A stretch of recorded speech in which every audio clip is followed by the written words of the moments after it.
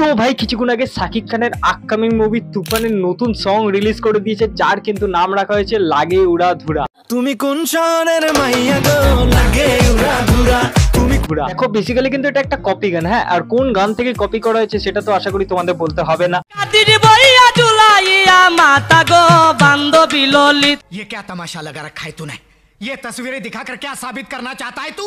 क्या साबित करना चाहता है? দেখো গানটা কপি হলেও কিন্তু আমার বেশ ভালো লেগেছে। আমি অরিজিনালটার সাথে কখনোই তুলনা করছি না, অরিজিনালটা কিন্তু একটা কাল্ট ক্লাসিক গান হয়ে আছে, সেটা কিন্তু আলাদা ব্যাপার আছে। বাট এই গানটাও কিন্তু বেশ ভালো হয়েছে, বেশ কিন্তু একটা নাচার ভাই দিচ্ছে গানটা। এমনিতেও কিন্তু শাকিব খানের গান বেশ কমার্শিয়াল হয়, বেশ কিন্তু একটা নাচার গান কিন্তু শাকিব খানের মুভির গানগুলো হয়ে থাকে, যেমন 16 আনা আছে, বেবি জানের গানগুলো আছে, আরো অনেক গান কিন্তু শাকিব খানের আছে যেগুলো কিন্তু বেশিরভাগ নাচার গান। আর যদি শাকিব খান আর মিমি চক্রবর্তীর কেমিস্ট্রির কথা বলি, তো কেমিস্ট্রি ওদের দারুণ লাগছে ভাই। শাকিব খানকে দেখতে খুবই সুন্দর, আর ওয়েট কিন্তু অনেকটাই লুজ করেছে, যেটা কিন্তু আরো ভালো লাগছে। এমনি তো শাকিব খানকে দেখতে খুবই ভালো ভাই, তাকে খুবই হ্যান্ডসাম দেখতে, তাই জন্য কিন্তু তাকে মিমি চক্রবর্তীর সাথে বেশ ভালো লাগছে, বেশ ভালো মানিয়েছে। কিন্তু এবার কেমিস্ট্রি কেমন হবে ফিল্মের মধ্যে সেটা তো বলতে পারছি না, বাট এই গানের মধ্যে কিন্তু কেমিস্ট্রি তাদের দুজনের সেরা লাগছে ভাই, হেভি নেচে উঠছে। তবে আমার এই গানের থেকে কিন্তু তুফানের টাইটেল ট্র্যাকের ওপর কিন্তু বেশি আগ্রহ আছে, কারণ ওই গানটা যে শুনেছিলাম না টিজারের মধ্যে, সেটা দারুণ লেগেছিল ভাই।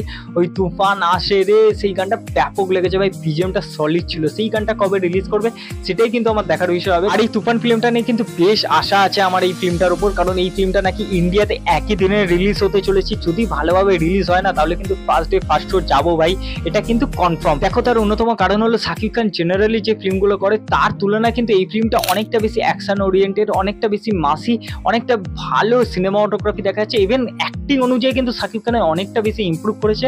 তার জন্য কিন্তু ইন্ডিয়ান অডিয়েন্সের মধ্যে কিন্তু শাকিব খানের এই তুফান ফিল্মটা নিয়ে বেশ ভালো একটা কিন্তু হাইপ আছে। ফিল্মটা যদি ঠিকঠাক ভাবে রিলিজ করতে পারে ইন্ডিয়ার মধ্যে, তাহলে কিন্তু এই ফিল্মটা একটা ভালো বক্স অফিসে টাকা জেনারেট করতে পারে।